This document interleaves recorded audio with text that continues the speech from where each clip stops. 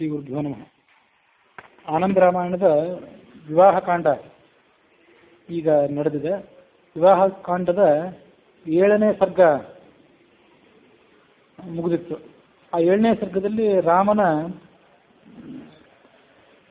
8 ಜನ ಮಕ್ಕಳೇನಿದ್ರು ಆ ಮಕ್ಕಳ ವಿವಾಹದ ವರ್ಣನೆ ಬಂದಿತ್ತು. ರಾಮ, ಲಕ್ಷ್ಮಣ, ಭರತ, ಶತ್ರುಘ್ನರಿಗೆ ಒಟ್ಟಾರೆ 8 ಜನ ಮಕ್ಕಳಿದ್ರು. ಆ 8 ಜನ ಮಕ್ಕಳಲ್ಲಿ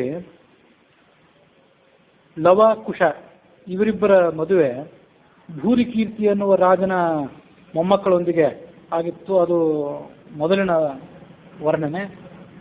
ಅದಾದ ಬಳಿಕ 7 ಜನ ನಾಗಕನ್ಯೆಯರು, 5 ಜನ ಗಂಧರ್ವ ಕನ್ಯೆಯರು ಜಲಾಭಿಮಾನಿ ದೇವತೆಯರ ಸೆರೆಯಲ್ಲಿದ್ದರು. ಅವರನ್ನು ರಾಮ ಬಿಡಿಸಿದ್ದ. ಆ 12 ಜನ ಏನಿದ್ರು, 7 ಜನ ನಾಗಕನ್ಯೆಯರು, 5 ಜನ ಗಂಧರ್ವ ಕನ್ಯೆಯರು, ಅವರ ಮದುವೆಯನ್ನು ರಾಮ ತನ್ನ ಮಕ್ಕಳ ಜೊತೆಗೆ ನಡೆಸಿದ. ಆ 8 ಜನ ಮಕ್ಕಳಲ್ಲಿ ಕೆಲವರಿಗೆ ಅವರನ್ನು ಮದುವೆ ಮಾಡಿಕೊಟ್ಟು ಮುಗಿಸಿದ. ಅಲ್ಲಿಗೆ ಮತ್ತು 14 ಮದುವೆಗಳಾದವು. ಮೊದಲಾಗಿದ್ದು 2 ಮದುವೆಗಳು, ಲವಕುಶರ ಮದುವೆ, ಭೂರಿಕೀರ್ತಿಯ ಮೊಮ್ಮಕ್ಕಳ ಜೊತೆ ಆದ ಮದುವೆಗಳು. ಅದಾದ ಬಳಿಕ ಈಗ ಆಗುತ್ತೆ 12 ಮದುವೆಗಳು. 7 ಜನ ನಾಗಕನ್ಯೆಯರು, 5 ಜನ ಗಂಧರ್ವ ಕನ್ಯೆಯರು, 12. ಅದನ್ನು ಹಿಂದಿನ 2 ಸೇರಿಸಿದರೆ 14 ಮದುವೆಗಳು. ಇನ್ನು 2 ಮದುವೆಗಳ ಬಣ್ಣನೆ ಉಳಿದಿದೆ. ಯೂಪಕೇತು ಅಂತ ಒಬ್ಬ ರಾಜಕುಮಾರ, ಅವನ ಮದುವೆ ವರ್ಣನೆ ಈಗ ನಾವು 8ನೇ ಸರ್ಗದಲ್ಲಿ ಶ್ರವಣ ಮಾಡ್ತೀವಿ. ಅಲ್ಲಿಗೆ 15 ಮದುವೆಗಳಾದವು. 16ನೇ ಮದುವೆ ಏನಿದೆ ಅದು ಕುಶನ ಮದುವೆ. ಕುಶನ 2ನೇ ಮದುವೆ, ಅದು 16ನೇ ಮದುವೆ. ರಾಮ ಅವತಾರ ಪರಿಸಮಾಪ್ತಿ ಮಾಡಿ ಹೋದ ಬಳಿಕ ಕುಶ ಸರಯೂ ನದಿ ತೀರದಲ್ಲಿ ವಿಹಾರ ಮಾಡ್ತಿರ್ತಾನೆ. ಆತನ ಬಲಗೈಯಿಂದ ಕಂಕಣ ಒಂದು ಜಾರಿ ಬೀಳ್ತದೆ. ಅದನ್ನು ಕುಮುದ್ವತಿ ಎನ್ನುವಂಥ ನಾಗ ಕನ್ಯೆ ಒಬ್ಬಳು, ಕುಮುದ್ವಾ ಅನ್ನುವ ನಾಗನ ಸಹೋದರಿ, ಅವಳದನ್ನು ತಗೊಂಡು ಹೋಗ್ತಾಳೆ. ಕೊನೆಗೆ ಅವಳ ಜೊತೆಗೇನೆ ಆ ಕುಶನಿಗೆ ಮದುವೆ ಆಗ್ತದೆ.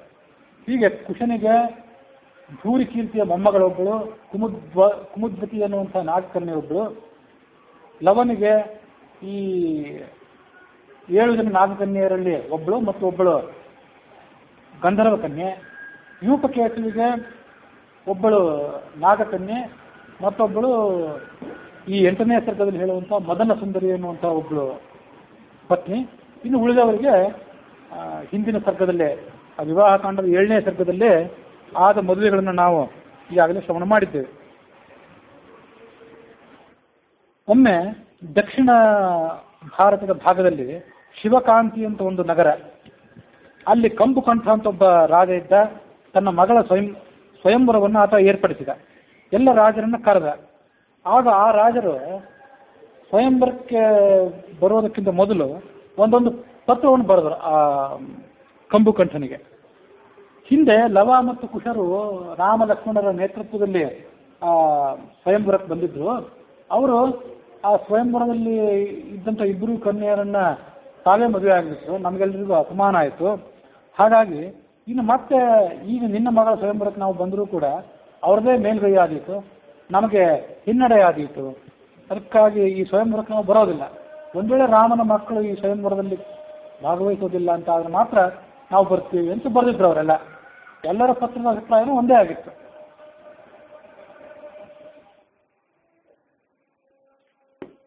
ಸ್ವಯಂ ಚಾಪಿ ಸ್ಮರನ್ ವೈರಂ ತದೇವಂ ರಾಮಪುತ್ರಯೋ.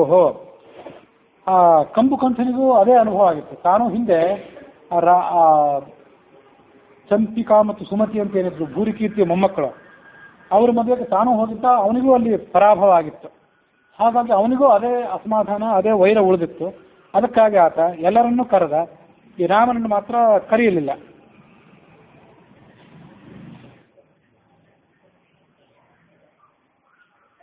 ನ ಸಮಾಹೂಯ ಶ್ರೀರಾಮಂ ಆಶ್ರಯಾಮಾಸ ಪಾರ್ಥಿವಾನ್. ಸಪ್ತದ್ವೀಪದಲ್ಲಿದ್ದಂಥ ಎಲ್ಲ ರಾಜರು ಕೂಡ ಅಲ್ಲಿ ಬಂದು ನೆರೆದರು. ನಾರದರು ಆಕಾಶದಲ್ಲಿ ಸಂಚಾರ ಮಾಡ್ಕೊಂಡು ಹೋಗ್ತಿದ್ರು. ಸಂಚಾರ ಮಾಡುವಾಗೊಮ್ಮೆ ಕೆಳಗೆ ನೋಡಿದ್ರು. ಆ ಉಪ್ಪರಿಗೆಯಲ್ಲಿ ಆ ಕಂಬುಕಂಠ ಮಹಾರಾಜನ ಮಗಳು ಮದನ ಸುಂದರಿ ಎನ್ನುವಳು ನಿಂತ್ಕೊಂಡಿದ್ಲು. ಇದೇನೋ ಕೋಲಾಹಲ ನಡೆದಿದೆಯಲ್ಲ ಅಂತ ಅವರು ಕೆಳಗೆ ಇಳಿದು ಬಂದರು. ಆ ಮದನ ಸುಂದರಿ ನಾರದರಿಗೆ ನಮಸ್ಕಾರ ಮಾಡಿ ಅವರನ್ನು ಒಳಗೆ ಕರೆದಳು.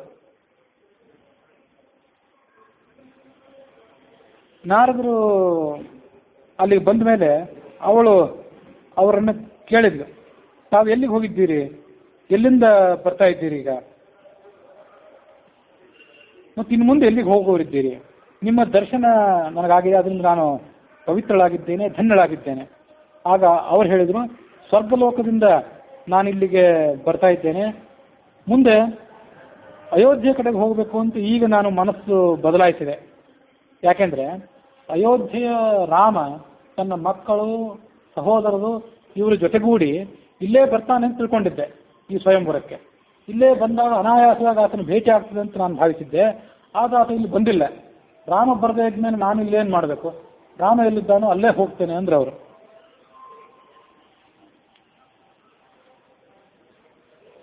ಅಯೋಧ್ಯಾಯಾಂ ರಾಘವಸ್ಯ ಪುತ್ರಾಣಾಂ ತು ಪೃಥಕ್ ಪೃಥಕ್ ಗೇಹೇ ಸಂಭೋಕ್ತು ಕಾಮಃ ಅದ್ಯ ನಿರ್ಗತೋಸಿ ವಿಹಾಯಸ. ಆ ರಾಮನ 8 ಜನ ಮಕ್ಕಳೇನಿದ್ದಾರೆ ಅವರೆಲ್ಲರೂ ನನಗೆ ಊಟಕ್ಕೆ ಬಾ ಅಂತ ಹೇಳಿದ್ದಾರೆ, ಅವ್ರ ಮನೆಗೆ ಊಟಕ್ಕೆ ಹೋಗಬೇಕಾಗಿದೆ. ಈಗ ಈ ನಡುವೆ ಇಲ್ಲೇನು ಸ್ವಯಂವರ ನಡೆದಿತ್ತು, ಇಲ್ಲಿ ಬರಬೇಕು ಅಂತ ಬಂದರೆ ಅವರೆಲ್ಲ ಇಲ್ಲೇ ಬಂದಿರ್ತಾರೆ, ಇಲ್ಲೇ ಭೇಟಿ ಆಗ್ತದೆ ಅಂತ ವಿಚಾರ ಮಾಡಿದರೆ ಅವ್ರು ಇಲ್ಲಿ ಇಲ್ವೇ ಇಲ್ಲ. ಅವ್ರನ್ನ ಕರೆದೇನೋ ನನ್ನಪ್ಪ ಸ್ವಯಂವರ ಏರ್ಪಡಿಸಿದ್ದಾನೆ. ಅದಕ್ಕಾಗಿ ನಾನು ಇಲ್ಲಿಂದ ಅಯೋಧ್ಯೆಗೆ ಹೋಗಬೇಕು ಅಂತ ಅಪೇಕ್ಷೆ ಪಡ್ತೇನೆ. ವೃಥಾ ಅಗ್ರೇ ಗಮನಂ ಮಮ ಸಪ್ತದ್ವೀಪಪತಿಂ ರಾಮಂ ಬಂಧು ಬಾಲಕ ಸಂಯುತಂ ಸ್ವಯಂವರ ಮನಾಹೂಯ ಸತ್ಯತ್ರ ನಿಶ್ಚಿತಂ ನೃಪೈಹಿ.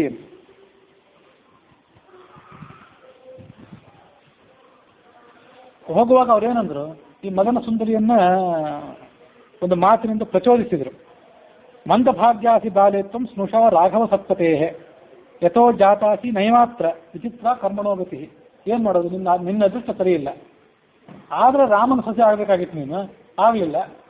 ಇನ್ನು ಬೇರೆ ಯಾವುದೋ ಸೊಸೆ ಆಗ್ತೀವಿ. ಇನ್ನು ಬೇರೆ ಯಾರೋ ನಿನ್ನ ಮದುವೆ ಆಗ್ತಾರೆ, ಅವರ ತಂದೆ ತಾಯಿಗಳಿಗೆ ನೀನು ಸೊಸೆ ಆಗಿಬಿಡ್ತೀವಿ.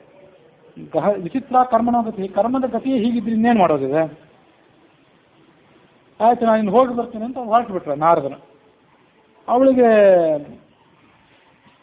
ಮೈಯಲ್ಲಿ ರೋಮಾಂಚನ ಆಯಿತು. ಗತಶ್ರೀಹಿ, ಮುಖದ ಮೇಲಿನ ಕಳೆ ಎಳೆಯಿತು. ಮುನಿಗಳೇ, ನಾನು ರಾಮನ ಸೊಸೆ ಆಗಬೇಕು, ಆ ಥರ ಮಾಡಿ ಏನಾದರೂ ಒಂದು ಉಪಾಯ, ನಾನು ನಿಮ್ಮನ್ನೇ ಶರಣಾಗತನಾಗಿದ್ದೇಳೆ ಅಂದ್ರವಳು. ಆಗ ಅವ್ರು ಹೇಳಿದರು, ಸಮುತ್ತಿಷ್ಠತ್ವ, ಎದ್ದು ನಿಂತ್ಕೋ, ಏನಾದರೂ ಒಂದು ಉಪಾಯವನ್ನು ಹೇಳ್ತೇನೆ. ಖಮಾರ್ಗೇಣ ಮುನಿಂಜಯವು, ಆಯಿತು ನಿನಗೆ ಬೇಕಾದಂಥ ಒಂದು ಉಪಾಯವನ್ನು ಹೇಳ್ತೇನೆ ಅಂತ, ನೀನು ಇಲ್ಲೇ ಸುರಕ್ಷಿತವಾಗಿರು, ನಾನು ಹೋಗಿ ಬರ್ತೀನಿ ಅಂತ ಹೋದರು. ಆಕಾಶ ಮಾರ್ಗದಲ್ಲಿ ಸಂಚಾರ ಮಾಡುವಾಗ ಅಯೋಧ್ಯ ನಗರದ ಸಮೀಪಕ್ಕೆ ಅವ್ರು ಬಂದಿದ್ದರು. ಅಲ್ಲಿ ಈ ಯೂಪಕೇತು, ಅವನು ಯಾರ ಮಗ ನನಗೆ ಈಗ ನೆನಪಿಲ್ಲ, ಅದು ಹಿಂದೆಲ್ಲ ಹೇಳಿ ಆಗಿದೆ. ಶತ್ರುಘ್ನ ಮಗನೋ ಭರತನ ಮಗನೋ ಯಾರೋ ಆಗಿರಬೇಕು. ಅವನು ರಥದಲ್ಲಿ ಕೂತ್ಕೊಂಡು ಉಪವನದಲ್ಲಿ ವಿಹಾರಕ್ಕೆ ಬಂದಿದ್ದ. ತಮಸಾ ನದಿಯಲ್ಲಿ ಸ್ನಾನ ಮಾಡಿದ, ಸಂಧ್ಯಾವಂದನ ಇತ್ಯಾದಿಗಳನ್ನು ಮಾಡಿದ. ಆವಾಗ ಮುನಿ ದರ್ಶನ ಆಯಿತು ಅವನಿಗೆ. ಆ ನಾರದರಿಗೆ ನಮಸ್ಕಾರ ಮಾಡಿದ. ಎಲ್ಲಿಂದ ಬರ್ತಾ ಇದ್ದೀನಿ? ಆಗ ನಾರದ ಹೇಳಿದರು, ನಡೆದು ಕಥೆಯನ್ನೆಲ್ಲ ಹೇಳಿದರು. ಅಬ್ರವೀತ್ ಬಾಲಕೋ ವಾಕ್ಯಂ ಸಕ್ರೋಧ ಸಂಭ್ರಮ ಸಂಹಿತ. ನಮ್ಮ ದೊಡ್ಡಪ್ಪ ರಾಮನನ್ನೇ ಈ ಮದುವೆಗೆ ಕರೀಲಿಲ್ಲ, ಈ ಸ್ವಯಂವರಕ್ಕೆ ಕರೀಲಿಲ್ಲ ಅಂದರೆ ಇದು ಅವನಿಗೆ ಅವಮಾನ. ಎಲ್ಲ ರಾಜರು, ಆ ಕಂಬುಕಂತ ರಾಜ ಎಲ್ಲ ಸೇರಿ ಮಾಡಿದ ಹೆಣದ ಸಂಚಿದು, ಅವರಿಗೊಂದು ಪ್ರತೀಕಾರ ಮಾಡಬೇಕು ನಾನು ಅಂತ ಆಲೋಚನೆ ಮಾಡಿದ ಅವನು.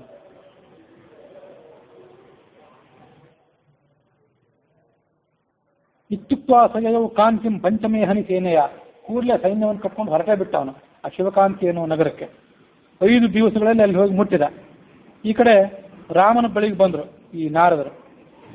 ರಾಮ ಅವರಿಗೆ ನಮಸ್ಕಾರ ಮಾಡಿದ. ಭೋಜನಕ್ಕೆ ಬನ್ನಿ ಅಂತ ಅವರನ್ನು ನಿಮಂತ್ರಿಸಿದ. ಭೋಜನ ಸಮಯದಲ್ಲಿ ಎಲ್ಲರೂ ಇದ್ದರು, ಎಲ್ಲ ಸೊಸೆಯಂದರು. 14 ಜನ ಸೊಸೆಯಂದ್ರಿದ್ರು, 7 ಜನ ಮಕ್ಕಳಿದ್ರು. ಈ 8ನೇ ಮಾತ್ರ ಎಲ್ಲೋ ಹೋಗಿದ್ದ.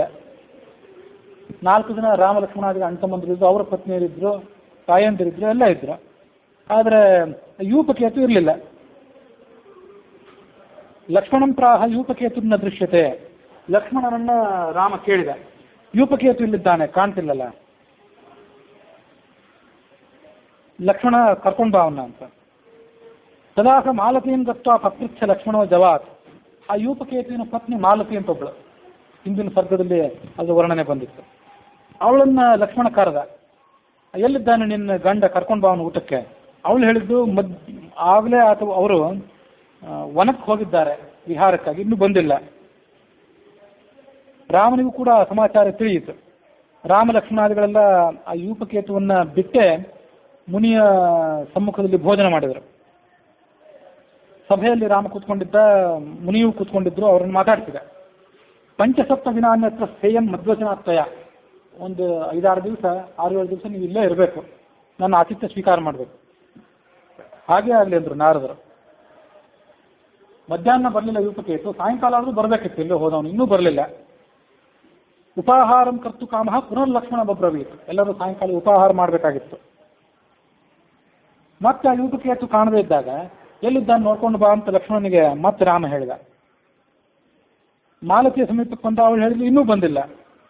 ಲಕ್ಷ್ಮಣನಿಗೆ ಕಳವಳ ಆಯಿತು. ರಾಮನಿಗೆ ಸುದ್ದಿ ತಿಳಿದಾಗ ಅವನು ಕಳವಳಗೊಂಡ. ಭರತ ಶತ್ರುಘ್ನರು ಚಿಂತಾಗ್ರಸ್ತರಾದರು. ಜಾನಕಿ ಖಿನ್ನ ಮಾನಸ, ಸೀತೆಗೂ ಚಿಂತೆ ಆಯಿತು. ನೀವೆಲ್ಲ ಸುಮ್ಮನೆ ಯಾಕೆ ನಿಂತ್ಕೊಂಡಿದ್ದೀರಿ ಅಂತ ಎಲ್ಲರನ್ನೂ ಅವಳು ಆಕ್ಷೇಪಿಸಿದ್ಲು. ತ್ಯಕ್ತೋಪಹಾರಾನ್ ವೇಗೇನ ತಕ್ಷೋದಾರ್ಥಂ ಸಮುದ್ಯತಾ, ಎಲ್ಲರೂ ಉಪಹಾರ ಬಿಟ್ಟರು. ಊಟ ಮಾಡೋ ಸಾಯಂಕಾಲದ ಉಪಹಾರ ಸ್ವೀಕಾರ ಮಾಡೋ ಆಲೋಚನೆಯನ್ನು ಬಿಟ್ಟು ಎಲ್ಲರೂ ಎಲ್ಲಿದ್ದಾನೆ ಯೂಪಕೇತುವನ್ನು ಹುಡುಕಬೇಕು ಅಂತ ಹೊರಟರು. ನಾರದರು ಅಲ್ಲಿ ತನಕ ಸುಮ್ಮನೆ ಇದ್ರಲ್ಲ, ಆಗ ಅವರು ಇನ್ನು ಇವರು ಆ ಯೂಪಕೇತುವನ್ನು ಅನ್ವೇಷಣೆ ಮಾಡಲಿಕ್ಕೆ ಹೋಗೋದು ಬೇಡ ಅಂತ ಆಲೋಚನೆ ಮಾಡಿ ಆ ರಹಸ್ಯವನ್ನು ಅವ್ರಿಗೆ ಹೇಳಿದರು. ಕಾಂತಿವೃತ್ತಂ ಯೂಪಕೇತೋ ಪ್ರಯಾಣಾಧಿಕ ಮಾದರಾತ್, ಶಿವಕಾಂತಿ ಅಂತ ನಗರ ಇದೆ, ಅಲ್ಲೊಂದು ಸ್ವಯಂವರ ನಡೆದಿದೆ, ನಿಮ್ಮನ್ನು ಕರೆದಿಲ್ಲ ಯಾರನ್ನು, ಅದಕ್ಕಾಗಿ ಯೂಪಕೇತುವಿಗೆ ಕ್ರೋಧ ಉಕ್ಕಿ ಆತ ಅಲ್ಲಿಗೆ ಹೋಗಿ 4-5 ದಿವಸ ಆಯಿತು, ಈಗಾಗಲೇ ಆತ ಅಲ್ಲಿಗೆ ಹೋಗಿ ಆಯಿತು ಅಂತ ಸಮಾಚಾರ ಅವ್ರು ಹೇಳಿದರು ಈ ನಾರದರು. ಅದನ್ನೆಲ್ಲ ರಾಮ ಕೇಳಿದ. ಸ್ವಲ್ಪ ಅವನಿಗೆ ಮನಸ್ಸಿಗೆ ಸಮಾಧಾನ ಆಯಿತು. ಲಕ್ಷ್ಮಣನ ಕರೆದ. ಶತ್ರುಘ್ನ ಈಗಲೇ ಹೋಗಲಿ, ಚತುರಂಗ ಸಮೇತವಾದ ಸೈನ್ಯವನ್ನು ಡಿಂಗಾವದಾಗಿಟ್ಕೊಂಡು ಕುಶಾದಿಗಳನ್ನು ಕರೆದುಕೊಂಡು ಹೋಗಲಿ ಶತ್ರುಘ್ನ. ರಾತ್ರಿ ಹೊತ್ತೇ ಆ ಸೈನ್ಯ ಪ್ರಯಾಣ ಮಾಡಿತು. ರಾಮಂ ನತ್ವಾತು ಶತ್ರುಘ್ನ ಶೀಘ್ರಂ ಚಂದನಮಾಸ್ತಿಕಃ, ಆ ಶಿವಕಾಂತಿ ನಗರಕ್ಕೆ ಸಮೀಪಕ್ಕೆ 6ನೇ ದಿವಸ ಹೋಗಿ ಮುಟ್ಟಿದ. ಅದೇ ಸಂದರ್ಭದಲ್ಲಿ ಆ ಶಿವಕಾಂತಿ ನಗರದಲ್ಲಿ ಸ್ವಯಂವರ ಏರ್ಪಟ್ಟಿತ್ತು. ರಾಜರೆಲ್ಲ ಅಲ್ಲಿ ಬಂದು ನಿಂತ್ಕೊಂಡಿದ್ರು. ಪಲ್ಲಕ್ಕಿಯಲ್ಲಿ ಮದನ ಸುಂದರಿ ಅಂತ ರಾಜಕುಮಾರಿ ಏನಿದ್ದು ಅವಳು ಬಂದಳು. ಚಿಂಚಿನ ಮ್ಲಾನಮುಖಿ, ರಾಮನ ಸೊಸೆ ತಾನು ಆಗ್ತೇನೋ ಇಲ್ಲೋ ಅಂತ ಅವಳಿಗೆ ಇನ್ನೂ ಮನಸ್ಸಿನಲ್ಲಿ ದಗುಡ. ನಾರದರು ಬೇರೆ ಕಾಪಾಡ್ತೀನಿ ಅಂತ ಹೇಳಿದ್ರು, ಇನ್ನೂ ಬಂದಿಲ್ಲ, ಬೇರೆ ಇವರೇನು ಮಾಡ್ತಾರೋ ಏನೋ ಅಂತ ಅವಳಿಗೆ ಚಿಂತೆ. ವೃದ್ಧೋಪಮಾತ ತಾಂ ಸರ್ವಾನ್ ದರ್ಶಯಾಮಾಸ ಪಾರ್ಥಿವಾನ್, ಆ ರಾಜಕುಮಾರಿ ಜೊತೆಗೊಬ್ಬಳು ವೃದ್ಧಳಾದ ಸ್ತ್ರೀ ಇರ್ತಾಳಲ್ಲ, ಒಂದು ರಾಜನೆಲ್ಲ ಪರಿಚಯ ಮಾಡ್ತಿರ್ತಾರೆ.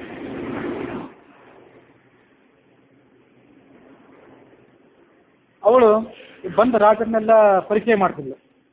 ಅದೇ ಸಂದರ್ಭಕ್ಕೆ ಯೂಪಕೇತು ಅಲ್ಲಿಗೆ ಬಂದ, ಸಭಾಂಗಣಕ್ಕೆ ನುಗ್ಗಿದ.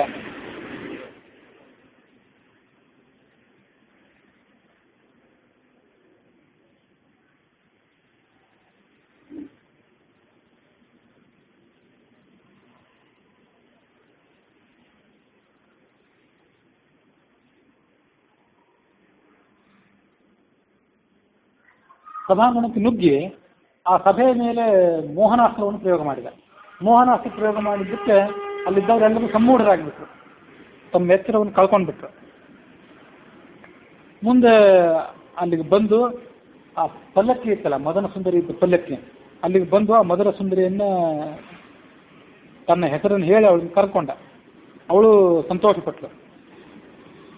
ಮುಮೋಚ ಮಾಲಾಂ ತಕ್ಕಂತೆ ನವರತ್ನಮಯೀಂ ಶುಭಾಂ, ಆ ಯೂಪಕೇತುವಿನ ಕಂಠದಲ್ಲಿ ಮಾಲೆ ಹಾಕಿದ್ಲು ಅವಳು. ರಥದಲ್ಲಿ ಕೂಡಿಸ್ಕೊಂಡು ಕಾಂತಿಪುರಿ ನಗರದಿಂದ ಆತ ಹೊರಗೆ ಹೋಗಿಬಿಟ್ಟ. ಜತ್ವಾ ಸರ್ವಾನ್ ನೃಪಾನದ್ಯ ತ್ವಜಾ ಗಚ್ಛಾಮ್ಯಹಂ ಪುರೀಂ, ಇನ್ನು ನಾನು ನನ್ನ ನಗರಕ್ಕೆ ಹೋಗ್ತೇನೆ, ನೀನು ನನ್ನ ಪತ್ನಿ ಆಗಿದ್ದಿ ಅಂತ ಅವಳನ್ನ ಸಮಾಧಾನ ಪಡಿಸಿದ. ಆಗ ಅವಳು ಹೇಳಿದ್ಲು, ನೀನು ಒಬ್ಬನೇ ಇದ್ದಿ, ಆ ರಾಜರೆಲ್ಲ ಬಹಳ ಜನ ಇದ್ದಾರೆ, ನೀನು ಅವ್ರ ಜೊತೆ ಹೇಗೆ ಯುದ್ಧ ಮಾಡ್ತೀವಿ, ಅವರೆಲ್ಲ ಈಗ ಬರಬಹುದು ಮತ್ತೆ. ಅಸಂಖ್ಯಾತಾನ ಸೈನ್ಯಾನಿ ತೇಷಾಂ ಪಶ್ಯ ಸಮಂತತಃ ಕಥಂ ಯುದ್ಧಂ ಭವೇದತ್ರ ಮಾ ಪುರುಷ್ವಾದ್ಯ ಸಂಗರಂ. ಹಾಗಾಗಿ ಅವ್ರ ಜೊತೆ ಯುದ್ಧ ಮಾಡೋದು ಬೇಡ, ನಾವು ಅವ್ರು ಯಾರಿಗೂ ತಿಳಿಯೋದಂತೆ ಅಯೋಧ್ಯ ನಗರಕ್ಕೆ ಬೇಗ ಧಾವಿಸಿ ಬಿಡೋಣ ಅಂದ್ಲು ಅವಳು.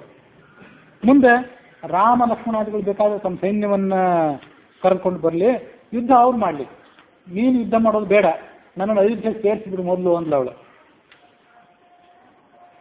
ಅವಳ ಮಾತನ್ನು ಕೇಳಿ ಅವಳಿಗೆ ಸಮಾಧಾನ ಮಾಡಿದ.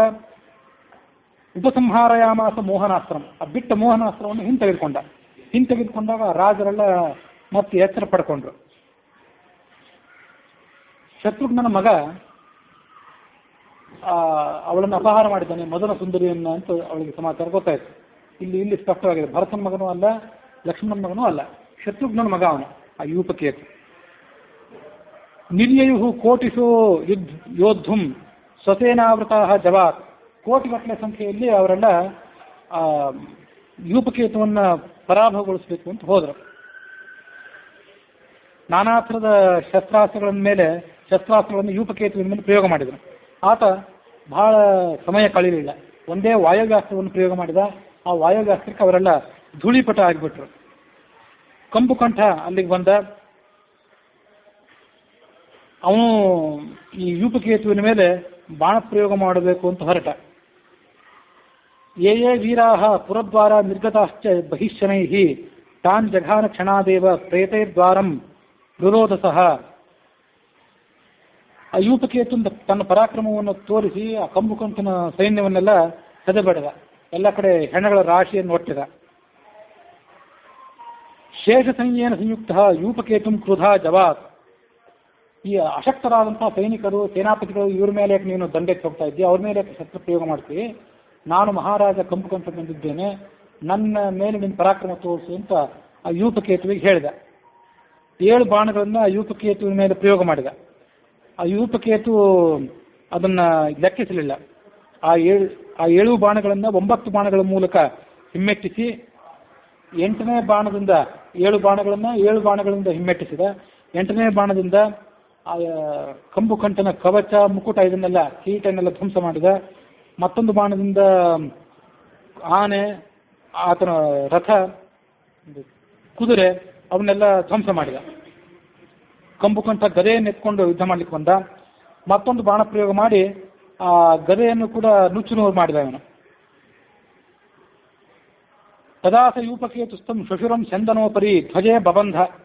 ಅವನು ಎಳ್ಕೊಂಡು ಬಂದ ಯೂಪಕೇತುವನ್ನು. ಯೂಪಕೇತು ಆ ಕಂಬುಕಂಠನನ್ನು ಎಳ್ಕೊಂಡು ಬಂದು ತನ್ನ ರಥಕ್ಕೆ ತಂದು ಆ ರಥದ ನಡುವಿನ ಸ್ತಂಭ ಏನಿರ್ತದಲ್ಲ, ಸ್ತಂಭಕ್ಕೆ ಕಟ್ಟಿ ಹಾಕಿದ. ಕಂಬುಕಂಠ ಶಿರಶ್ಛೇದಂ ಕರ್ತುಂ ತಂ ಸಮುಪಸ್ಥಿತಂ. ಆ ಕಂಬುಕಂಠನ ತಲೆಯನ್ನು ಕತ್ತರಿಸಿ ಬಿಡಬೇಕು, ಕಟ್ಟಿ ಹಾಕಿದ್ದ. ಅಸಹಾಯಕನಾದಂಥ ಕಂಬುಕಂಠನನ್ನು ಕೊಂದು ಹಾಕಬೇಕು ಅಂತ ಯೂಪಕೇತು ಪ್ರವರ್ತನ ಆದ. ಆಗ ಆ ಮದನ ಸುಂದರಿ ಕೇಳ್ಕೊಂಡ್ಲು, ಕಣ್ಣೀರು ಸುರಿಸಿ ನನ್ನ ತಂದೆಯನ್ನು ಕೊಲ್ಲಬೇಡ ಅಂತ ಕೇಳ್ಕೊಂಡ್ಲು. ಮಕ್ಷಿಕಾಪತನಂ ಪೂರ್ವಂ ಗ್ರಾಸೆ ಯದ್ ತ್ವತ್ತಯಾ ಕೃತಂ ಸುಖಾರಂಭೆ ಪೂರ್ವಮೇವ ದುಃಖ ಕರ್ಮ ಅವಲಂಬಿತಂ.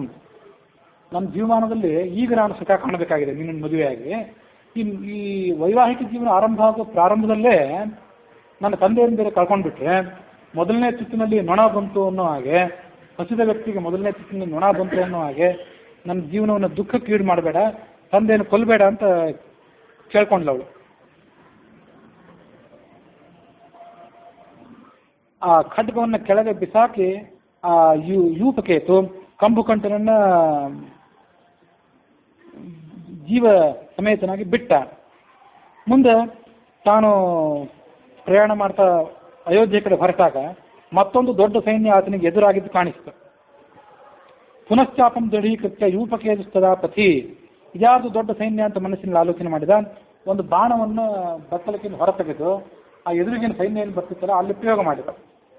ಈ ತಾನು ಪ್ರಯೋಗ ಮಾಡಿದ ಬಾಣದ ಮೇಲೆ ಯೂಪಕೇತು ಅಂತ ಹೆಸರಿತ್ತು. ಒಂದು ಯೋಜನ ದೂರದಲ್ಲಿ ಅದಿತ್ತು ಆ ಇನ್ನೊಂದು ಸೈನ್ಯ. ಅಲ್ಲಿ ಹೋಗಿ ಶತ್ರುಘ್ನನ ಸಮೀಪಕ್ಕೆ ಅದು ಬಂದು ಬಿತ್ತು, ಆತನ ಪಾದ ಸಮೀಪಕ್ಕೆ. ಶತ್ರುಘ್ನ ಈ ಯೂಪಕೇತುವಿನ ತಂದೆ. ಅಲ್ಲಿ ಹೋಗಿ ಬಾಣ ಬಿತ್ತು, ಅದನ್ನು ನೋಡಿದ ಅವನು. ಆ ಬಾಣದ ಹಿಂದಿನ ಪುಚ್ಛ ಏನಿರ್ತಲ್ಲ, ಗರಿಗಳು, ಅಲ್ಲಿ ಯೂಪಕೇತು ಹೆಸರನ್ನು ನೋಡಿದ, ಸಂತೋಷಪಟ್ಟ ಅವನು. ಮತ್ತೊಂದು ಬಾಣವನ್ನ ಆ ಶತ್ರುಘ್ನನು ಕೈಗೆತ್ಕೊಂಡ, ಯೂಪಕೇತುವಿನ ಮೇಲೆ ಪ್ರಯೋಗ ಮಾಡಿದ.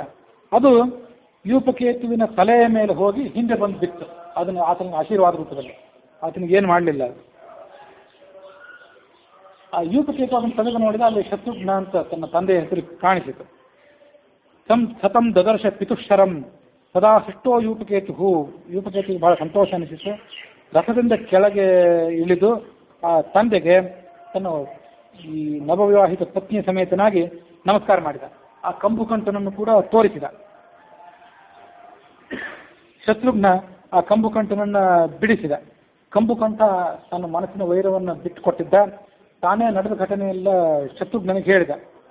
ಶತ್ರುಘ್ನನನ್ನು ಕರೆದುಕೊಂಡೇ ತನ್ನ ಅರಮನೆಗೆ ಹೋದ. ಕಾಂತಿಪುರ್ಯ ಬಹಿಸ್ಥಿತ ಕಂಬುಕಂಠ ಮತೇನ ಸಹ ಆಕಾರಣಾರ್ಥಂ ಲಗ್ನಾಯ ರಾಮಂ ದೂತಾನ ಚೋದಯತ. ಶತ್ರುಘ್ನ ಆ ಕಂಬುಕಂಠನ ರಾಜಧಾನಿ ಏನಿತ್ತಲ್ಲ ಶಿವಕಾಂತಿ, ಅಲ್ಲಿ ಒಳಗೆ ಪ್ರವೇಶ ಮಾಡಲಿಲ್ಲ. ಒಮ್ಮೆಲೆ ರಾಮ ಬರಲಿ ಆಮೇಲೆ ಪ್ರವೇಶ ಮಾಡೋಣ ಅಂತ ಆಲೋಚನೆ ಮಾಡಿ ನಗರದ ಹೊರಗೆ ನಿಂತ್ಕೊಂಡ. ಅಲ್ಲಿಂದನೇ ಅಯೋಧ್ಯೆ ಕಡೆಗೆ ದೂತರನ್ನ ಕಳಿಸಿಕೊಟ್ಟ. ಶತ್ರುಘ್ನ ಮತ್ತು ಕಂಬುಕಂಠನ ದೂತರು ರಾಮನ ಬಳಿಗೆ ಧಾವಿಸಿದರು. ರಾಮನಿಗೆ ನಡೆದ ಸಂಗತಿಯನ್ನೆಲ್ಲ ಹೇಳಿದರು. ಮುಂದೆ ರಾಮ ಅಂತಃಪುರದ ಸ್ತ್ರೀಯರು, ತನ್ನ ತಮ್ಮಂದಿರು, ಉಳಿದ ಮಕ್ಕಳು ಸಮೇತರಾಗಿ ನಾರದನನ್ನು ಕರೆದುಕೊಂಡು ಆ ಶಿವಕಾಂತಿ ನಗರದ ಸಮೀಪಕ್ಕೆ ಹೋದ.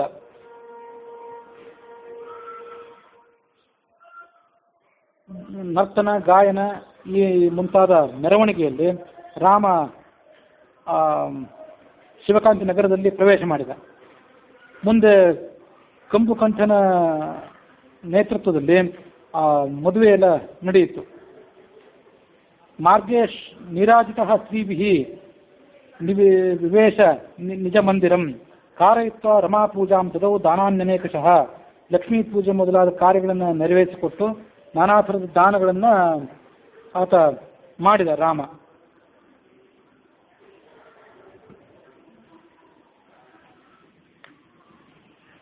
ರಾಮ ಅಯೋಧ್ಯಾಂ ನಿಜಾಂ ಪುರೀಂ ಯಯೋ. ರಾಮ ಅಯೋಧ್ಯೆಗೆ ಬಂದು ಮುಟ್ಟಿದ. ಈ ಲವ ಮೊದಲಾದ 7 ಜನ ಕುಮಾರರು ತಮ್ಮ 2 ಪತ್ನಿಯರನ್ನ, 15 ಮದುವೆಗಳಾಗಿವೆ, ಇನ್ನೊಂದು ಮದುವೆ ಮಾತ್ರ ಮುಂದೆ ಆಗೋದಿದೆ. ಆ 7 ಜನ ಕುಮಾರರು ತಮ್ಮ ತಮ್ಮ ಮನೆಗಳಲ್ಲಿ ತಮ್ಮ ಪತ್ನಿಯರ ಜೊತೆಗೂಡಿ ಅವರು ಸುಖವಾಗಿ ಕಾಲ ಕಳೆದರು. ಇನ್ನು ಮುಂದೆ ರಾಮನಿಗೆ ಎಷ್ಟು ಜನ ಮೊಮ್ಮಕ್ಕಳಿದ್ರು ಅಂತನ್ನೋದ್ರ ವರ್ಣನೆ ಬರೋದಿದೆ. ಈ ನಿನ್ನೆನೆ ಹೇಳಿದಂತೆ ಈ ಕುಶನಿಗೆ ಚಂಪಿಕಾ ಅಂತ ಒಬ್ಬಳು ಪತ್ನಿ ಇದ್ದಲ್ಲ, ಮೊದಲನೇ ಪತ್ನಿ, ಭೂರಿಕೀರ್ತಿಯ ಮೊಮ್ಮಗಳು. ಅವಳಲ್ಲಿ ಅವನಿಗೆ ಗಂಡು ಮಕ್ಕಳಾಗಲಿಲ್ಲ. ರಾಮನ ಉತ್ತರಾಧಿಕಾರಿ ಕುಶನ ಉತ್ತರಾಧಿಕಾರಿಯ ಜನ್ಮ ಇನ್ನೂ ಆಗಬೇಕಾಗಿದೆ. ಆ ಕುಮುದ್ವತಿ ಅಂತ ನಾಗಕನ್ಯೇನೇನು ಮುಂದೆ ಮದುವೆ ಆಗ್ತಾನಲ್ಲ, ಅವಳಲ್ಲಿ ಅತಿಥಿಯನ್ನು ಒಬ್ಬ ಗಂಡು ಮಗ ಹುಟ್ತಾನೆ. ಅವನಿಗೆ ಗಂಡು ಮಗ ಹುಟ್ತಾನೆ. ಆತನೇ ರಾಮನ ಮೊಮ್ಮಗ, ಮುಂದೆ ರಾಜ್ಯಕ್ಕೆ ಉತ್ತರಾಧಿಕಾರಿ ಆಗುವವನು. ಕುಶನಿಗೆ ಈಗಿರುವಂತಹ ಪತ್ನಿ ಇದ್ದಾಳೆ ಚಂಪಿಕಾ. ಅವಳಲ್ಲಿ ಚಂಪಿಕಾಯಾಂ ದುಹಿತರಃ ಕುಶಾಜ್ಜಾತಾಃ ಶುಭಾಃ 9 ಜನ ಹೆಣ್ಮಕ್ಳಾದರು. ಮುಂದೆ ಕುಮುದ್ವತಿಯನ್ನೇನು ಮದುವೆ ಆಗ್ತಾನೆ, ಅಲ್ಲಿ ಒಬ್ಬ ಗಂಡು ಮಗ ಆಗ್ತಾನೆ ಮತ್ತು 8 ಜನ ಹೆಣ್ಮಕ್ಳಾಗ್ತಾರೆ. ಅಂತೂ 9 ಜನ ಮಕ್ಕಳ ಇವ್ರಿ ಎಲ್ಲರಿಗೂ. ಈ 16 ಜನ ಸೊಸೆಯಿಂದ ಏನಿದ್ರಲ್ಲ, 16 ಜನ ಸೊಸೆಯಂದ್ರಿಗೆ 9 ಜನ ಮಕ್ಕಳು. ಈ ಕುಶ ಅವನ 2 ಪತ್ನಿಯರನ್ನ ಹೊರತುಪಡಿಸಿದರೆ, ಇಬ್ಬರ ಲೆಕ್ಕಾಚಾರ ಹೊರತುಪಡಿಸಿದರೆ, ಉಳಿದ 15 ಜನ ಸ್ತ್ರೀಯರಿಗೆ 8 ಗಂಡು 1 ಹೆಣ್ಣು, ಹೀಗೆ ಆ ಪ್ರತಿಯೊಬ್ಬರಿಗೂ ಮಕ್ಕಳು. ಕುಶನ 2 ಪತ್ನಿಯರಲ್ಲಿ ಒಬ್ಬಳಿಗೆ 9 ಹೆಣ್ಣು, ಮತ್ತೊಬ್ಬಳಿಗೆ 1 ಗಂಡು 8 ಹೆಣ್ಣು ಅಂತ ಹೀಗೆ ಅದನ್ನ ಅರ್ಥ ಮಾಡ್ಕೊಳ್ಬೋದು. ವ್ಯತ್ಯಾಸ ಮಾಡಿ ಹೇಳಿದೆ. ಆ ಕುಮುದ್ವತಿ ಅನ್ನೋಳಲ್ಲಿ 8 ಜನ ಗಂಡು ಮಕ್ಕಳು, ಹಿರಿಯನಾದವನು ಅತಿಥಿ, ಆತ ರಾಜ ಆಗ್ತಾನೆ. ಭವಿಷ್ಯತಿ ಏಕಾ ಕನ್ಯಾ, ಒಬ್ಬಳು ಹೆಣ್ಮಗಳು ಆತ ಮುಂದೆ ಜನಿಸ್ತಾಳೆ. 14 ಸುಮತ್ಯಾಜ್ಯಾಹ ಸ್ತ್ರೀಯಃ ಸರ್ವಾಹ ಕ್ರಮೇಣ ಹಿ. ಈ ಚಂಪಿಕಾ ಮತ್ತು ಕುಮುದ್ವತಿ ಇವರನ್ನು ಬಿಟ್ಟರೆ ಉಳಿದು 14 ಜನ ಏನಿದ್ದಾರೆ ಅವರು ಸುಷುವು ಸ್ತನಯ ನಷ್ಟ, 8 ಜನ ಗಂಡು ಮಕ್ಕಳನ್ನ, ಕನ್ಯಾ ಏಕ ಒಬ್ಬ ಹೆಣ್ಮಗಳನ್ನ, ಹೀಗೆ ಅವರು ಕ್ರಮವಾಗಿ ಪಡೆದುಕೊಂಡ್ರು. ಹೀಗೆ ಒಟ್ಟಾರೆ ರಾಮನಿಗೇನು ಮೊಮ್ಮಕ್ಕಳಿದ್ರು, ಅವರ ಸಂಖ್ಯೆಯನ್ನು ಪರಿಗಣನೆ ಮಾಡಿದರೆ ಅದು 144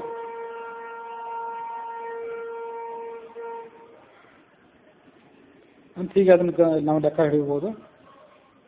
16 ಜನ ಸೊಸೆಯಂದ್ರಿದ್ರು. ಆ 16 ಜನ ಸೊಸೆಯಂದ್ರಿಗೆ 9 ಜನ ಮಕ್ಕಳಾಗಿದ್ರು. ಹೀಗೆ 16ನ್ನ 9ರಿಂದ ಗುಣಾಕಾರ ಮಾಡಿದರೆ 144 ಜನ ಮಕ್ಕಳು, 144 ಜನ ಮೊಮ್ಮಕ್ಕಳು ರಾಮನಿಗೆ. ಅದರಲ್ಲಿ 120 ಗಂಡು ಮಕ್ಕಳು, 24 ಜನ ಹೆಣ್ಮಕ್ಕಳು, ಒಟ್ಟಾರೆ ಸಂಖ್ಯೆ. 14 ಜನ ಸೊಸೇಂದ್ರೇಣಿದ್ರಲ್ಲ, ಕುಶನ ಪತ್ನಿಯರಿಬ್ಬರನ್ನು ಬಿಟ್ಟು ಉಳಿದ 14 ಜನ ಸೊಸೇಂದ್ರೇಣಿದ್ದಾರೆ. ಅವರಿಗೆ ಒಂದೊಂದು ಹೆಣ್ಮಗು. ಹಾಗಾಗಿ 14 ಜನ ಹೆಣ್ಮಕ್ಕಳು ಅಲ್ಲೇ ಆದರು. ಮತ್ತು 14ರನ್ನ 8ರಿಂದ ಗುಣಾಕಾರ ಮಾಡಿದರೆ 112 ಗಂಡು ಮಕ್ಕಳಾದರು. ಇನ್ನು ಕುಶನಿಗೆ ಈ ಚಂಪಿಕಾ ಮತ್ತು ಕುಮುದ್ವತಿ ಅಂತ ಏನೋ ಮಕ್ಕಳಿದ್ದಾರೆ. ಅವರಲ್ಲಿ ಆ ಚಂಪಾ ಅನ್ನೋಳಿಗೆ 9 ಜನ ಹೆಣ್ಮಕ್ಕಳು, ಕುಮುದ್ವತಿ ಅನ್ನೋಳಿಗೆ 1 ಹೆಣ್ಣು. ಈಗ 9 ಮತ್ತು 1 ಕೂಡಿಸಿದರೆ 10 ಜನ ಹೆಣ್ಮಕ್ಕಳಾದರು. ಹಿಂದೆ 14 ಜನ ಸೊಸೆಯರಿಂದ ಹುಟ್ಟಿದವರು 14 ಜನ. ಆ 14 ಮತ್ತು ಈ 10 ಇವೆರಡನ್ನೂ ಕೂಡಿಸಿದರೆ 24 ಜನ ಹೆಣ್ಮಕ್ಕಳಾದರು. 14 ಜನ ಸೊಸೆಯಂದ್ರಿಗೆ 112 ಜನ ಗಂಡು ಮಕ್ಕಳು ಈಗಾಗಲೇ ಆಗಿದ್ರು. ಆ ಕುಮುದ್ವತಿಗೂ ಕೂಡ 8 ಜನ ಗಂಡು ಮಕ್ಕಳು ಆಗ್ತಾರೆ ಮುಂದೆ ಅಂತ ಇದೆ. ಆ 112ಕ್ಕೆ 8 ಕೂಡಿಸಿದರೆ 120 ಜನ ಗಂಡು ಮಕ್ಕಳು ಆಗ್ತಾರೆ. 120 ಜನ ಗಂಡು ಮಕ್ಕಳು, 24 ಜನ ಹೆಣ್ಣು ಮಕ್ಕಳು. ಇದು ರಾಮನ ಮೊಮ್ಮಕ್ಕಳು ಸಂಖ್ಯೆ, ಒಟ್ಟಾರೆ ಸಂಖ್ಯೆ. ಮುಂದೆ ಅವರೆಲ್ಲ ಮೊಮ್ಮಕ್ಕಳು, ರಾಮನ ಮಕ್ಕಳ ಮದುವೆಯ ವರ್ಣನೆ ಇಲ್ಲಿ ಮುಗೀತು. ಆ ಮೊಮ್ಮಕ್ಕಳು ಕಾಲಾಂತರದಲ್ಲಿ ಎಷ್ಟೋ ಗಂಡು ಮಕ್ಕಳು ತಾವು ಮದುವೆ ಆದರು. ಕೆಲವರು ಸ್ವಯಂವರದಲ್ಲಿ ಕನ್ಯೆಯರನ್ನ ನೋಡ್ಲಿಕ್ಕೆ ಹೋಗಿ ಆ ಕನ್ಯೆಯರನ್ನ ಮಾಲೆ ಹಾಕಿಸ್ಕೊಂಡು ಬಂದರು ಕೆಲವರು. ಇನ್ನು ಕೆಲವರು ರಾಕ್ಷಸ ಪದ್ಧತಿಯಿಂದ ಕನ್ಯೆಯನ್ನು ಅಪಹಾರ ಮಾಡ್ಕೊಂಡು ಬಂದು ಮದುವೆ ಆಗೋದು. ಈ ಯೂಪಕೇತು ಆಗಿದ್ದು ಅದು ರಾಕ್ಷಸ ಪದ್ಧತಿ ಅಂತಲೇ ಹೇಳ್ತಾರೆ. ಗಂಧರ್ವ ಯೋಗೇನ, ಸ್ವಯಂವರವೂ ಇಲ್ಲ, ರಾಕ್ಷಸವೂ ಇಲ್ಲ. ನೋಡಿದಾಗ ಇಬ್ಬರಿಗೂ ಮನಸ್ಸು ಕೂಡಿ ಅಲ್ಲಿ ಮದುವೆ ಆಗೋದಕ್ಕೆ ಗಂಧರ್ವ ವಿವಾಹ ಅಂತ ಕರೀತಾರೆ. ಕಾಸ್ಟಿದ್ ವೈವಾಹ ಕರ್ಮಣ. ವಿವಾಹ ಪದ್ಧತಿ ಅಂದರೆ ಹೆಣ್ಣಿನ ಕಡೆಯವರು ಗಂಡಿನ ಕಡೆ ಬಂದು, ಅಥವಾ ಗಂಡಿನ ಕಡೆ ಹೆಣ್ಣಿನ ಕಡೆ ಹೋಗಿ ಈ ಸಂಬಂಧವನ್ನು ನಾವು ಬೆಳೆಸ್ಕೋಬೇಕು ಅಂತ ಅಪೇಕ್ಷೆ ಪಡ್ತಿದ್ದೇವೆ ಅಂತ ಕೇಳಿ ಮದುವೆ ಮಾಡಿಕೊಡೋದೇನಿದೆ ಅದು ವೈವಾಹ. ಅದಕ್ಕೆ ಬ್ರಾಹ್ಮ ಪದ್ಧತಿ ಅಂತ ಕೂಡ ಅಂತಾರೆ. ಹಿಂದೊಂದು ಬಾರಿ ಅಂತ ಹೇಳಿದ್ದೆ. ಮುಂದೆ ಹೀಗೆ ಎಲ್ಲರದು ಮದುವೆ ಆಯಿತು. ಆ 120 ಜನ ಗಂಡು ಮಕ್ಕಳದು ಮತ್ತು 24 ಜನ ಹೆಣ್ಮಕ್ಳದು ಕೂಡ. ತಾಸಾಂ ಸಂಖ್ಯಾನ ವಿದ್ಯತೆ. ಆ ಮೊಮ್ಮಕ್ಕಳು ಮುಂದೆ ಮರಿಮಕ್ಕಳೇನು ಹುಟ್ಟಿದ್ರು ಅವ್ರ ಸಂಖ್ಯೆಯನ್ನು ಹೇಳಲಿಕ್ಕೆ ಯಾರಿಗೂ ಶಕ್ತಿ ಇಲ್ಲ. ಏವಂಸ ಯೂಪಕೇತುವಶ್ಚ ವಿವಾಹ ಚರಮಃ ಶುಭ. ಹೀಗೆ ಆ ಯೂಪಕೇತುವಿನ ವಿವಾಹ ಏನಿದೆ ಅದು ಕೊನೆಯ ವಿವಾಹ. ಅದನ್ನು ವಿವಾಹವನ್ನು 15ನೇ ವಿವಾಹ, ಅದು 16ನೇ ವಿವಾಹ ಮುಂದೆ ಆಗಬೇಕಾಗಿದೆ ಇನ್ನು. ಅದನ್ನು ಮುಗಿಸಿಕೊಂಡು ಆ ವಿವಾಹದ ಭೋಜನವನ್ನು ಸ್ವೀಕಾರ ಮಾಡಿದ ನಾರದ. ಕೃಷ್ಣಾನ್ನ ಮಿತರೇ ಜನಾಹ ಅಂತ ಹೇಳಿದಂತೆ ಆ ವಿವಾಹದ ಭೋಜನ ಸ್ವೀಕಾರ ಮಾಡಿ ನಾರದ ಅಲ್ಲಿಂದ ರಾಮನ ಬಳಿಗೆ ಬಂದು ಆತನನ್ನು ಸ್ತೋತ್ರ ಮಾಡಿದ್ನು. ರಾಮನಾಮ ಸಹಸ್ರೇಣ, ರಾಮನ 1000 ನಾಮಗಳ ಮೂಲಕ ಆತನನ್ನು ಸ್ತೋತ್ರ ಮಾಡಿ ಅಲ್ಲಿಂದ ಆಕಾಶಕ್ಕೆ ಹೊರಟೋಗ್ಬಿಟ್ಟ. ಹೀಗೆ ರಾಮ ತನ್ನ ಮಕ್ಕಳು, ಮೊಮ್ಮಕ್ಕಳು, ಮರಿಮಕ್ಕಳ ಸಮೇತನಾಗಿ ಆ ಅಯೋಧ್ಯೆಯಲ್ಲಿ ಏನು ಸುಖವಾಗಿ ಕಾಲ ಕಳೆದ ಅದನ್ನು ಯಾರು ವರ್ಣನೆ ಮಾಡ್ಯಾರು? ಮಾಡಿದರೆ ಯಾರಾದರೂ ವಾಲ್ಮೀಕಿ ಒಬ್ಬ ಮಾಡ್ಯಾನ. ಶತಕೋಟಿ ಮಿತಂ ಏನ ನಾನಾ ಕ್ರೀಡಾದಿ ಸಂಯುತಂ. 100 ಕೋಟಿ ಶ್ಲೋಕಗಳಲ್ಲಿ ಅದನ್ನು ವರ್ಣನೆ ಮಾಡ್ತಾರೆ ಅವರು ವಾಲ್ಮೀಕಿಗಳು. ವರ್ಣಿತಂ ರಾಮಚರಿತಂ ಮಹಾಮಂಗಲಕಾರಕಂ ಯತ್ಸ್ಮೃತ್ವ ಅಪಿಮಯ ಕಿಂಚಿತ್ವಗ್ರೆ ಪರಿವರ್ಣಿತಂ. ಈ 100 ಕೋಟಿ ಶ್ಲೋಕಗಳಲ್ಲಿ ಶತಕೋಟಿ ಗ್ರಂಥದಲ್ಲಿ ರಾಮನ ಚರಿತ್ರೆಯನ್ನು ವಾಲ್ಮೀಕಿಗಳು ವರ್ಣನೆ ಮಾಡಿದ್ದಾರೆ ಅನ್ನೋದೇನಿದೆ ಇದು ಬೃಹದಾರಣ್ಯಕ ಭಾಷ್ಯಕ್ಕೆ ಮಧ್ವಾಚಾರ್ಯರು ಬರೆದಿರುವಂಥ ಭಾಷ್ಯದಲ್ಲೂ ಕೂಡ ಒಂದು ಬಾರಿ ಉಲ್ಲೇಖಗೊಂಡಿದೆ. ರಾಮಾಯಣ, ಮಹಾಭಾರತ ಮೊದಲಾದಂಥ ಎಲ್ಲ ಗ್ರಂಥಗಳು ಕೂಡ ನಮಗೆ ಈಗ ಉಪಲಬ್ಧ ಏನಿದೆ ಇದಕ್ಕಿಂತ ದೊಡ್ಡ ಪ್ರಮಾಣದಲ್ಲಿಯೇ ಶತಕೋಟಿ ವಿಸ್ತಾರವಾಗಿದೆ ಅಂತ ಆ ಬೃಹದಾರಣ್ಯಕ ಭಾಷೆಯ ಉಪನಿಷತ್ನಲ್ಲೇ ಆಚಾರ್ಯರ ಮಾತಿನಿಂದ ಅದನ್ನು ನಾವು ಸಮ್ಮತಿಯನ್ನು ತಿಳ್ಕೊಳ್ಬಹುದು. ನಾನು ಅದನ್ನು ಸ್ವಲ್ಪ ಕೇಳಿ ನಿಮಗೆಲ್ಲ ವರ್ಣನೆ ಮಾಡಿದೆ ಅಂತ ಆ ಗುರು ಶಿಷ್ಯನಿಗೆ ಅದನ್ನ ಕಥೆಯನ್ನು ಹೇಳಿದರು.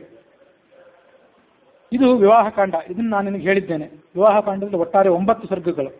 ಕೇಳಿದ್ರಿಂದಲೇ ಇದರಿಂದ ಮಂಗಳ.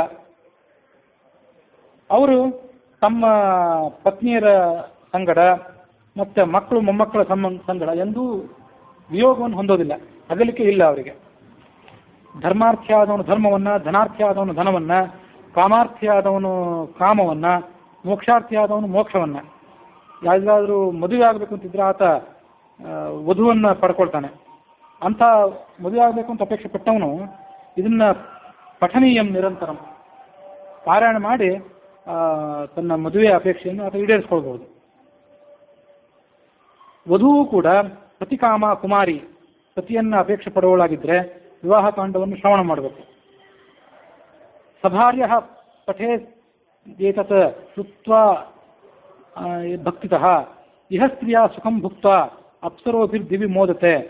ಸಭಾರ್ಯನಾಗಿ ಪತ್ನಿ ಸಮೇತನಾಗಿ ಒಬ್ಬ ಮನುಷ್ಯ ಇದನ್ನು ಕೇಳಿದರೆ ಈ ಲೋಕದಲ್ಲಿ ಎಲ್ಲ ಥರದ ಸೌಖ್ಯವನ್ನು ಪಡ್ಕೋತಾನೆ, ಮುಂದೆ ಅಥವಾ ಸ್ವರ್ಗ ಲೋಕದಲ್ಲೂ ಸುಖ ಪಡ್ತಾನೆ. ಸ್ತ್ರೀಯರು ಇದನ್ನು ಕೇಳಿದರೆ ಅವರಿಗೆಂದೂ ಗಂಡನಿಂದ ವಿಯೋಗವಿಲ್ಲ.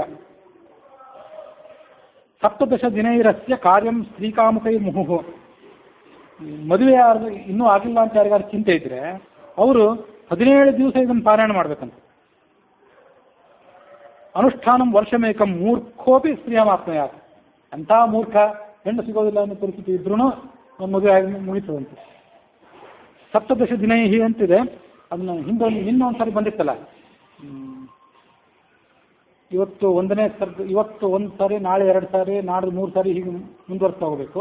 10ನೇ ದಿವಸ ಮತ್ತೆ ಅದನ್ನು ಕಡಿಮೆ ಮಾಡ್ತಾ ಬರಬೇಕು, ಮತ್ತೆ ಹೀಗೆ 1 ವರ್ಷ ಮಾಡಬೇಕು ಅಂತ ಒಂದು ಪದ್ಧತಿ ಬಂದಿತ್ತು. ಅಂಥದೇ ಪದ್ಧತಿ ಇದು ಯಾವುದಾದ್ರು ಇದ್ದಿರಬೇಕು.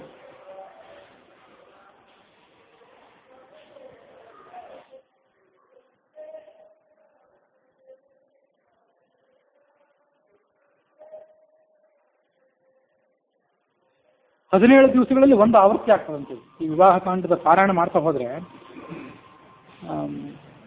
17 ದಿವಸದಲ್ಲಿ 1 ಬಾರಿ ಇದು ಮುಗೀತದೆ. ಆ ಥರ 1 ವರ್ಷ ಮಾಡಿದರೆ ಅಂಥ ಪರಮ ಮೂರ್ಖನೇ ಆದ್ರೂ ಆತ ಪತ್ನಿಯನ್ನು ಪಡ್ಕೋತಾನೆ. ಪ್ರಥಮೇ ದಿವಸೇ ಸರ್ಗಂ ಪಠೇತ್. ಮೊದಲನೇ ದಿವಸದಲ್ಲಿ 1ನೇ ಸರ್ಗ ಪಠನೆ ಮಾಡಬೇಕು. ದೌಚ ಪರೇಹನಿ. 2ನೇ ದಿವಸದಲ್ಲಿ 2 ಸರ್ಗ ಪಠನೆ ಮಾಡಬೇಕು.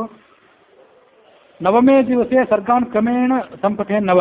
ಈ 9 ದಿವಸಗಳ ತನಕ ಪಠನ ಮಾಡಬೇಕು. 10ನೇ ದಿವಸದಲ್ಲಿ 8 ಸರ್ಗ ಪಠನ ಮಾಡಬೇಕು.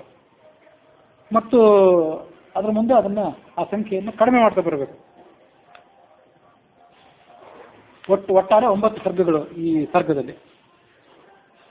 ಏವಂ ಸಪ್ತದಶ ದಿನೈಹಿ ಅನುಷ್ಠಾನಂ ಸ್ಮೃತಂ ಬುಧೈ. 17 ದಿವಸ ಆದರೆ ಒಮ್ಮೆ ಏರಿಕೆ ಕ್ರಮದಲ್ಲಿ, ಒಮ್ಮೆ ಇಳಿಕೆ ಕ್ರಮದಲ್ಲಿ ಬಂದರೆ ಇದು ಒಂದು ಆವೃತ್ತಿ ಆಯಿತು. ಹೀಗೂ ಮಾಡಬಹುದು 1 ವರ್ಷ. ಅಥವಾ ಸಕಲಂ ಕಾಂಡಂ ಪ್ರಥಮೇ ದಿವಸೇ ಪಠೆ.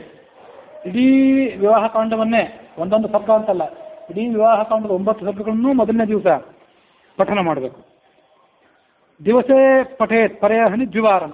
2ನೇ ದಿವಸ ಇಡೀ ಕಾಂಡವನ್ನು 9 ಸಾರಿ ಪಠನ ಮಾಡಬೇಕು. 3ನೇ ದಿವಸದಲ್ಲಿ 3 ಸಾರಿ ಪಠನ ಮಾಡಬೇಕು. ಹೀಗೆ ಮಾಡೋದು ಒಂದು ಪದ್ಧತಿ.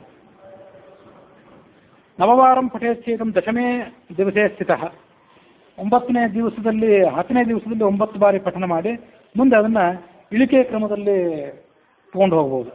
ಹೀಗೆ 1 ವರ್ಷ ಮಾಡಿದರೆ ಆತ ಮದುವೆ ಆಗಲಿಕ್ಕೆ ಯೋಗ್ಯನಾಗ್ತಾನೆ. ಸ್ಮಿತವಕ್ತ್ರಾಂ ಚಾರುನಾಥಾಂ ದಿವ್ಯ ರೂಪಾಂ ಮನೋಹರಾಂ. ಅಂತಿಂತ ಕನ್ಯೆ ಅಲ್ಲ, ಸುಂದರಿಯ ಅಂತ ಕನ್ಯೆಯನ್ನು ಮದುವೆ ಆಗ್ತಾನಂತ. ವಿವಾಹ ಕಾಂಡಂ ಪರಮಂ ಪವಿತ್ರಂ ಆನಂದದಂ ಮಂಗಲಕಾರಕಂ ಚ ಶ್ರೀದಂ ಮನೋದ್ಯಂ ಶ್ರುತಿ ಸೌಖ್ಯದಂ ವೈ ನರೈಹಿ ಸದಾ ಸಂಶ್ರವಣೀಯಮೇತತ್. ಆನಂದ ರಾಮಾಯಣ ಮಧ್ಯ ಸಂಸ್ಥಂ ವಿವಾಹ ಕಾಂಡಂ ಪರಮಂ ಹಿ ಷಷ್ಠಂ.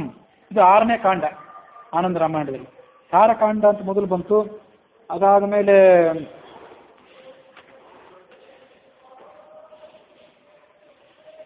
ಯಾತ್ರಾಕಾಂಡ ಅಂತ ಬಂದಿತ್ತು. ಯಾತ್ರಾಕಾಂಡ ಆದ ಮೇಲೆ ಯಾಗಕಾಂಡ ಬಂದಿತ್ತು. ಅದಾದಮೇಲೆ ವಿಲಾಸಕಾಂಡ, ಮುಂದೆ ಜನ್ಮಕಾಂಡ, ಈಗ ವಿವಾಹಕಾಂಡ ಈಗ ನಡೆದದ್ದು. ಈ 6ನೇ ವಿವಾಹ ಕಾಂಡವನ್ನು ಯಾರು ಶ್ರವಣ ಮಾಡ್ತಾರೆ, ಶೃಣ್ವಂತಿ ಭಕ್ತ್ಯಾ ಭುವಿ ಮಾನವಾಯೇ ಲಭಂತಿ ಕಾಮಾನ್ ಅಖಿಲಾನ್ ಮನೋಜ್ಞಾನ್. ಎಲ್ಲ ಥರದ ಅಪೇಕ್ಷೆಗಳನ್ನು ಅವರು ಪಡ್ಕೋತಾರೆ ಅನ್ನುವಲ್ಲಿಗೆ ಶತಕೋಟಿ ರಾಮಚರಿತಾಂತರ್ಗತ ಆನಂದ ರಾಮಾಯಣದಲ್ಲಿ ವಿವಾಹ ಕಾಂಡದಲ್ಲಿ ರಾಮ ವಂಶ ವಿಸ್ತಾರ ಈ ಸರ್ಗಕ್ಕೆ ಹೆಸರು. 9 ಸರ್ಗಗಳನ್ನು ಒಳಗೊಂಡಂತಹ ಈ ಕಾಂಡ ಅಲ್ಲಿಗೆ ಮುಕ್ತಾಯ ಆಗಿದೆ.